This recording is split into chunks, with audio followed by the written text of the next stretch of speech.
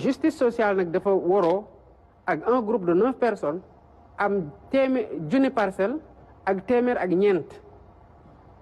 Mais on va refaire le plan et on va aller vers une distribution plus équitable.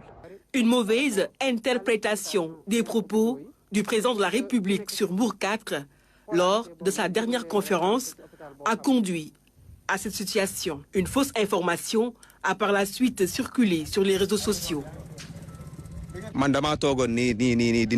Quand je prenais mon petit déjeuner à l'instant et on me dit « fais vite », on donne les maisons à tous qui s'étaient inscrits. Toute affaire cessante, je me dirige manu militari vers le site en enfourchant ma moto. Mais je me suis dit, une fois arrivé, je m'adresserai à Chimère, en qui j'ai confiance. Ce dernier me dit sans embâche que c'est une fausse information. Alors là, on ferait mieux de savoir raison garder.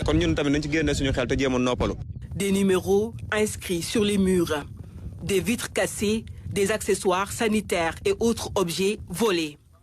Là, les stigmates des populations qui ont occupé illégalement les logements de la résidence du lac, au grand étonnement du promoteur du site.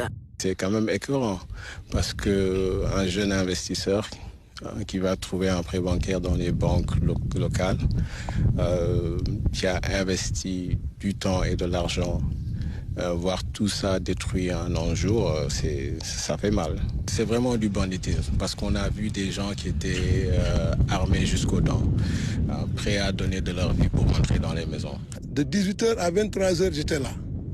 Ce que j'ai vu, je ne peux pas vraiment le décrire. C'est du jamais vu. Mais alhamdoulilah, nous rendons grâce à Dieu. L'État a été vraiment présent et très prompt. Depuis hier, les occupants ont été délogés par la gendarmerie nationale. Mais à notre grande surprise, ce matin, d'autres squatteurs. Ils viennent tous de la banlieue dakaroise. C'est dans un groupe WhatsApp qu'ils ont reçu l'information. Ces villas font partie du programme 100 000 logements. Le promoteur interpelle les autorités compétentes à intervenir pour mettre fin à cette situation chaotique. Depuis un bon bout de temps, il y a les riverains qui commencent à appeler ça la cité de Mme Faisal. Mais elle n'appartient pas à Mme Faisal, c'est pour un privé. C'est pour la S2I. Je pense que si l'État, où il y a le ministère de l'Urbanisme, avec qui j'avais signé une convention en 2021, avait fait ce qu'ils avaient promis de faire en signant cette convention avec la S2I, on n'en serait pas là. Tout ce qui manque pour que les gens puissent habiter ici, c'est l'eau et l'électricité.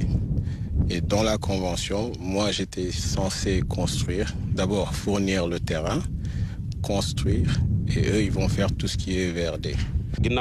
153 maisons par an.